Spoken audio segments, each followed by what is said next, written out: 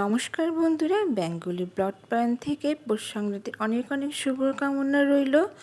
আমার বারান্দায় আমি একটা নিরামিষের জন্য ছোট্ট ক্যাবিনেট তৈরি করে তাতে আজকে নতুন চুলা বসিয়ে সেই চুলায় প্রথম পৌষ সংক্রান্তির পিঠা বানাচ্ছি।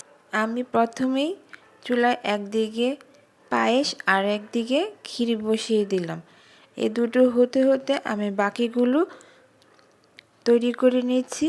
এর মধ্যে আমার দুধ পুলি হয়ে গেছে, সেই সাথে আরেক চুলায় আমি ছ্যাঁকা পিঠা তৈরি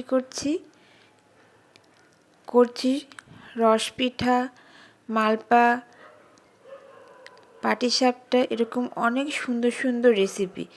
এই ধরনের সুন্দর সুন্দর রেসিপি দেখতে আমার নিজস্ব চ্যানেল বেঙ্গলি ফুড পয়েন্ট আর অল কুকবুকে তোমরা ঘুরে আসতে পারো। ডেসক্রিপশন বক্সে এর লিঙ্ক দেওয়া আছে। আমার পিঠা তৈরি হয়ে গেছে, আমার মেয়ে সুন্দর করে ভোগ সাজিয়ে দিয়েছে। আমি এবার পুজো দিতে বসে যাব। আজকে এই পর্যন্তই। সবাই সুন্দর সুন্দর পিঠা বানিয়ে খাও।